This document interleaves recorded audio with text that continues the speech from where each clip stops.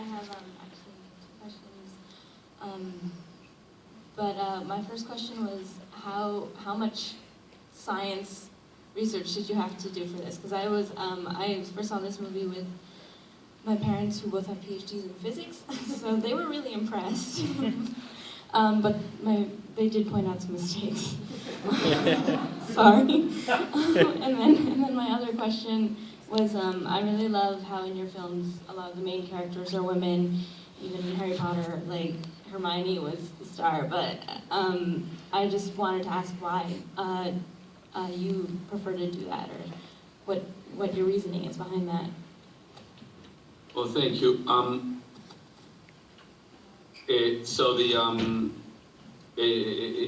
terms of why women is just, I don't even think about it. It's just, I think it's just like in this case with Gravity.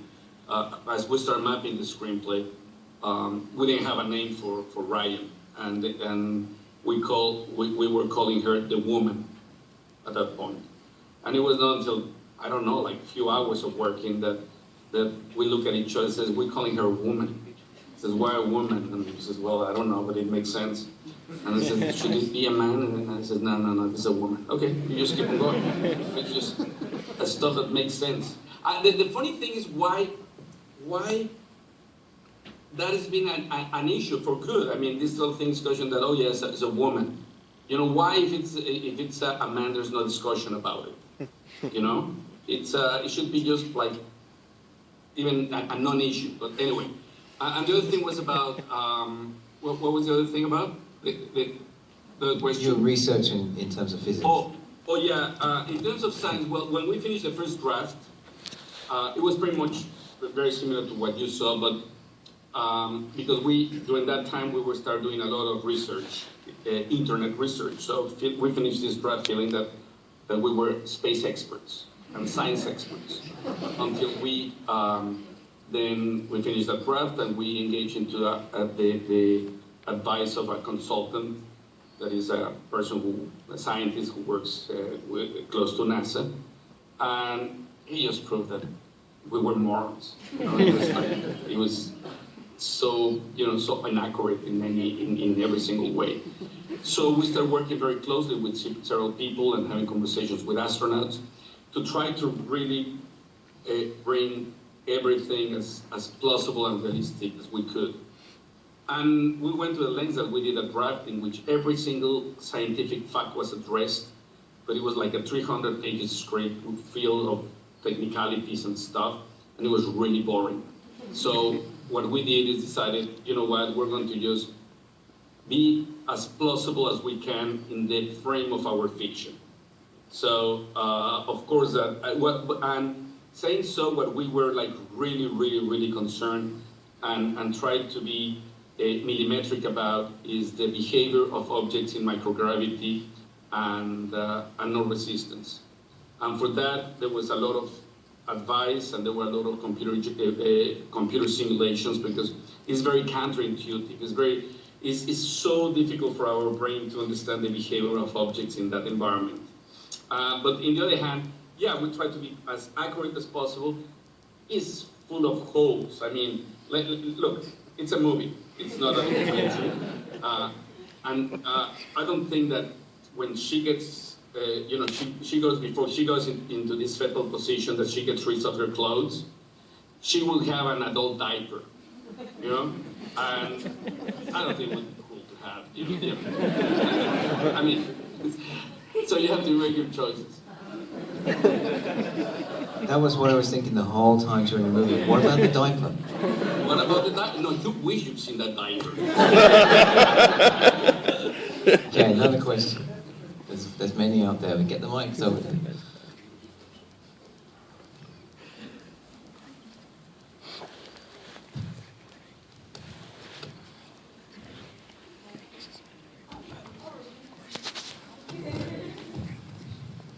Hello.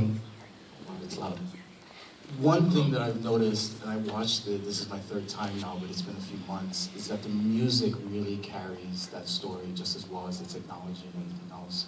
So in the beginning of your drafts, was the music, parallel to the story in terms of this is what we want to do, because obviously there's no sound in space, but you can't have a silent movie. You can, but the music, especially in the beginning, it says there's no sound in space, but as that's playing, you have that increase, so you're telling us something, and you're carrying that other story. So I just wanted to see how you talk about like how that started, and whether that was something that you really focused on, or you left it up to Stephen Price to play with, and go from there.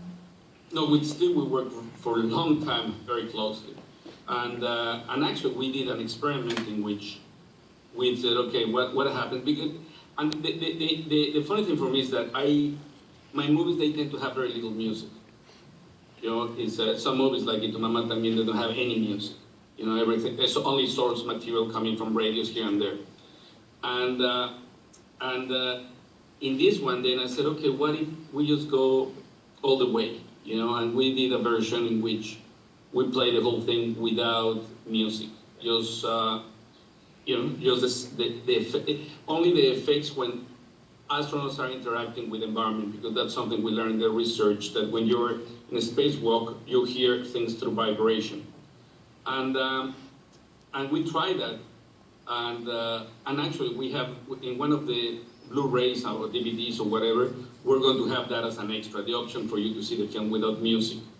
And it was interesting and absolutely boring. So we decided, okay, this was an interesting experiment, but we started playing with the music, trying to respect the concept of the silence, and going into this journey of the music, in which at the beginning everything is more sparse and is way more is very sparse, the music, and it's very textural. And it's not until later when the melodic elements start to spring, and that stuff has to do with the emotional journey of the character. But as much as the emotional and psychological state of the character that we wanted to convey through the music was the immersive sense of the film, this idea that you're there with these characters. So if the film was not going to have up or down, because in space there's no up and there's no down, the music was not going to have center either. So the music is constantly moving, it's moving around. And what Steve did beautifully is that he created this composition for surround, in which some harmonies starts to travel in one direction, some harmonies move in the opposite direction, and eventually they collide, and when they collide they create either new harmonies or sometimes some melody. And that was very interesting, and that's something that a composer called Stockhausen used to do in some pieces that had instruments all around the concert hall, and as the pieces started, the musicians would start walking around, changing the dynamics.